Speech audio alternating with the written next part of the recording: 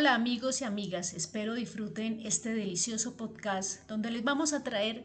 dos interesantes obras, Sepultar tu nombre, Daniel Ángel, y El crimen del siglo y Miguel Torres. Vamos a mostrar las diferencias en la construcción del contexto de los hechos del 9 de abril del 48, cuando se asesina a Jorge Eliezer Gaitán. En El crimen del siglo, Miguel Torres muestra un contexto de violencia política marcado por diferencias ideológicas en un escenario urbano de pobreza desarrollado en la ciudad de Bogotá. En la primera parte de esta obra se muestra un país gobernado por el Partido Conservador, siendo presidente Mariano Ospina Pérez, y se describe a Colombia antes de que maten a Gaitán. Las tasas de desempleo en ese momento eran altas, la mayoría de la población era pobre y muchas personas apoyaban a Gaitán porque no estaban de acuerdo con la forma en que se estaba gobernando en ese momento. Daniel Ángel, en Sepultar tu nombre, contrario al crimen del siglo, describe un contexto rural de pobreza, donde hay turbulencia social y política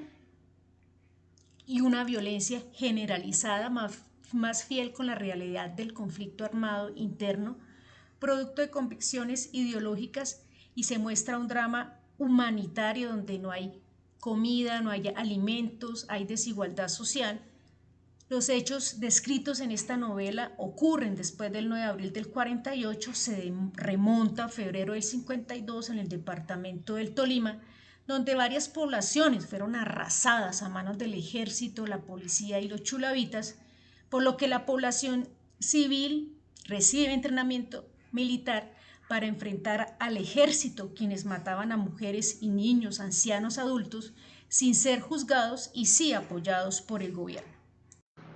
Juan Roa Sierra representa una parte de la clase popular colombiana, acentuada durante la época de 1940 en Bogotá. Este personaje se destaca en la obra El crimen del siglo por llevar a cuesta penurias que lo llevan a tomar malas decisiones productos de sus delirios de grandeza.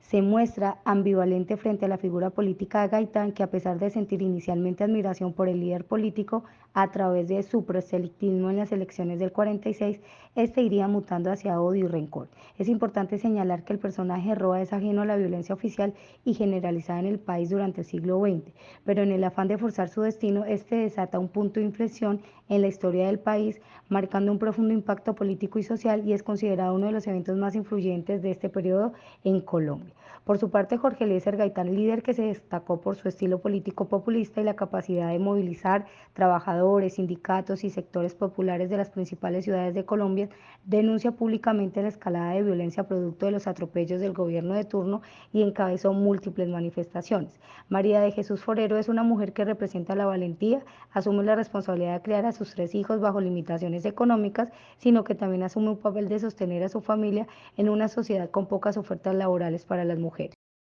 La obra Sepultar tu nombre se destacan personajes como Erasmo Soler, teniente Sombra Larga, tildado por el autor como comunista y ateo,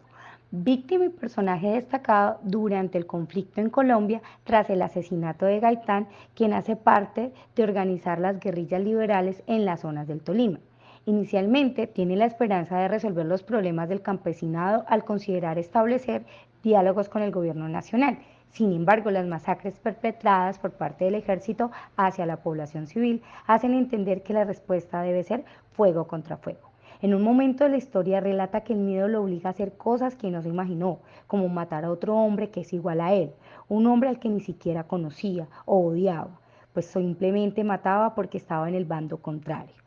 Por su parte, Azucena, esposa de Erasmo, sufre violencia y victimización a través del desplazamiento forzado que se desarrolla en diferentes zonas del Tolima. Es condicionada a vivir en incertidumbre y temor, bajo ciertas condiciones difíciles de supervivencia, lejos de una vida digna.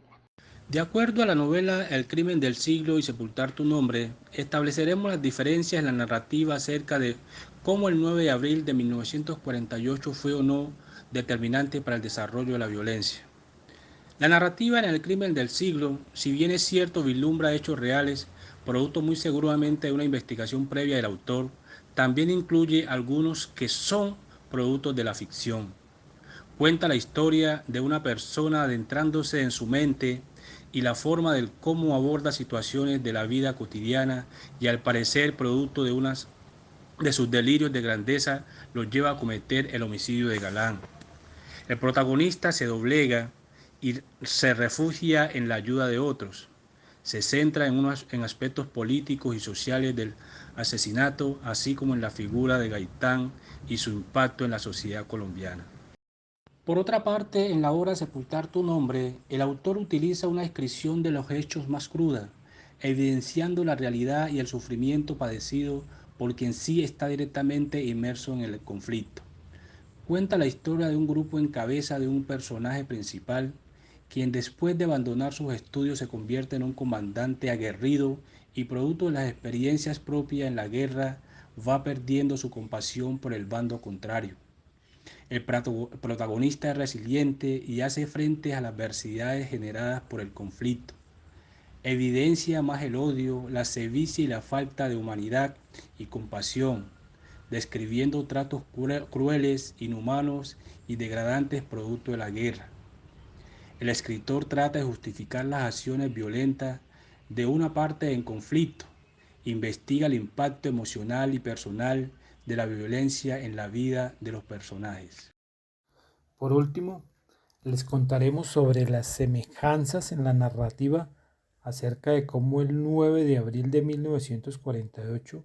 fue o no determinante para el desarrollo de la violencia en Colombia.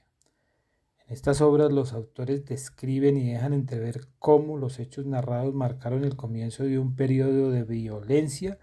y de conflicto armado en nuestro país.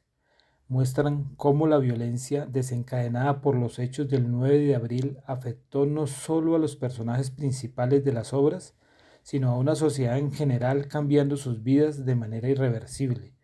Los autores coinciden en sus obras respecto de que quienes más sufren y deben afrontar una mayor carga